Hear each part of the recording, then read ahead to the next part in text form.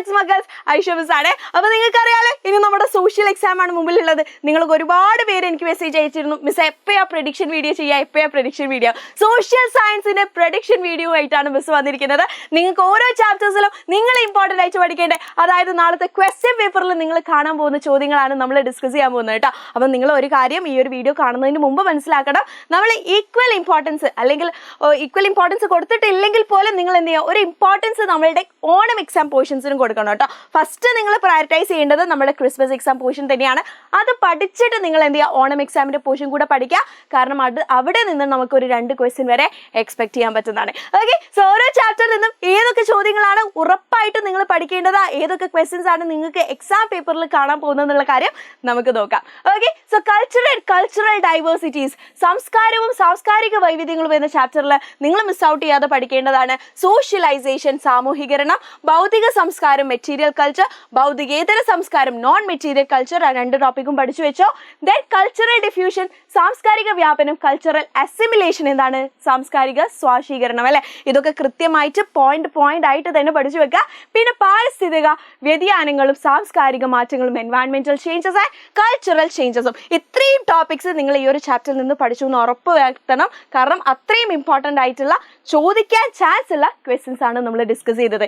ഇനി അടുത്ത chapter from agriculture to industry, കൃഷിയിൽ നിന്ന് വ്യവസായത്തിലേക്ക് എന്ന് പറയുന്ന ചാപ്റ്ററിൽ expansion of agriculture leading to the formation of cities അല്ലെ, നഗരങ്ങളുടെ രൂപീകരണത്തിലേക്ക് നയിച്ച കൃഷിയുടെ വികാസത്തെ കുറിച്ചിട്ട് ഒരു ടേബിളൊക്കെ നമ്മൾ കൃത്യമായിട്ട് പഠിച്ചിരുന്നു. അത് ഷുവർ ആയിട്ടും ചോദിക്കുന്ന ക്വസ്റ്റ്യൻ ആണ്. പിന്നെ നിങ്ങൾ എക്കണോമിക് ആക്ടിവിറ്റീസിന്റെ ക്ലാസിഫിക്കേഷൻ അല്ലെ, സാമ്പത്തിക പ്രവർത്തനങ്ങളുടെ വർഗീകരണം, പ്രൈമറി സെക്കൻഡറി ടെർഷ്യറി പഠിച്ചു വെച്ചോ, എക്സാമ്പിൾ പഠിച്ചോ, അതിന്റെ മറ്റ് പേരുകൾ പഠിച്ചോ ചോദിച്ചിരിക്കും.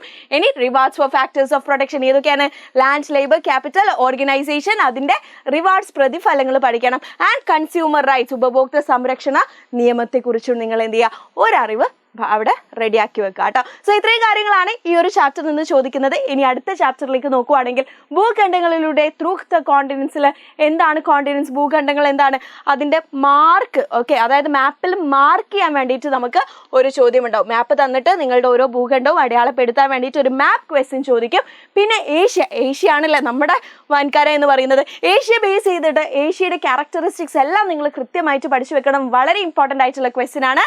പിന്നെ ക്യാരക്ടറിസ്റ്റിക്സ് ഓഫ് മറ്റുള്ള കോണ്ടിനെന്റ്സും, 7 കോണ്ടിനെന്റിന്റെയും സവിശേഷതകൾ ചെറിയ പോയിന്റ് ആയിട്ട് പഠിച്ചു വെക്കുക. Okay, so next chapter towards south Indian history, ദക്ഷിണേന്ത്യൻ ചരിത്രത്തിലേക്ക് എന്ന ചാപ്റ്ററിലേക്ക് നോക്കുമ്പോൾ what are the great monuments, എന്താണ് മഹാശിലാ സ്മാരകങ്ങൾ, what are the great stone monuments, ഏതൊക്കെയാണ് മഹാശിലാ സ്മാരകങ്ങൾ എന്നുള്ള കാര്യങ്ങൾ നിങ്ങൾ എന്ത് ചെയ്യുക, കൃത്യമായിട്ട് ഈ ഒരു ടോപ്പിക്ക് നിങ്ങൾ കൃത്യമായിട്ട് പഠിച്ചു വെച്ചോ, ചോദിക്കാൻ ചാൻസ് ഉള്ള ക്വസ്റ്റ്യൻ ആണ്. അത് വിചാരിച്ച് ഇത് മാത്രമല്ല പഠിക്കേണ്ടത്, ഇതാണ് ഏറ്റവും ഇമ്പോർട്ടൻസ് കൊടുത്തിട്ട് മക്കൾ പഠിക്കേണ്ടത്. ഇനി ഞാൻ ഇൻട്രൊഡക്ഷൻ ടു കോൺസ്റ്റിറ്റ്യൂഷൻ, ഭരണഘടനയ്ക്ക് ഒരു മുഖവര എന്ന ചാപ്റ്ററിലേക്ക് നോക്കുവാണെങ്കിൽ എന്താണ് കോൺസ്റ്റിറ്റ്യൂഷൻ, എന്താണ് ഭരണഘടന, പിന്നെ which slogan is associated with the French revolution, prepare a note on the French revolution അല്ലെ, ഫ്രഞ്ച് വിപ്ലവത്തെ കുറിച്ചിട്ടും നിങ്ങൾ അവിടെ ഒരു നോട്ട് കൃത്യമായിട്ട് പഠിച്ചു വെക്കണം. സോ ഇത്രയും കാര്യങ്ങളാണ് നിങ്ങളുടെ ക്രിസ്മസ് എക്സാമിലെ പോർഷൻസിൽ കൂടുതൽ ഫോക്കസ് കൊടുത്ത് പഠിക്കേണ്ടത്. ആൻഡ് ഓൾസോ നമ്മളുടെ ഗ്ലോബ് ടു ദ മാപ്പ് അല്ലെ, ഗ്ലോബിൽ നിന്ന് ഭൂപടത്തിലേക്ക് എന്ന് പറയുന്ന ചാപ്റ്ററിലെ ഹാഫ് പോർഷൻ മാത്രമേ ഓണത്തിൽ കഴിഞ്ഞിട്ടുള്ളായിരുന്നു. അപ്പോൾ അതിന്റെ ബാക്കി പോർഷൻസിൽ വരുന്ന ക്യാരക്ടറിസ്റ്റിക്സ് ഓഫ് മാപ്പ് പ്രൊജക്ഷനിലൂടെ സവിശേഷതകൾ കൃത്യമായിട്ട് പഠിച്ചു വെക്കുക.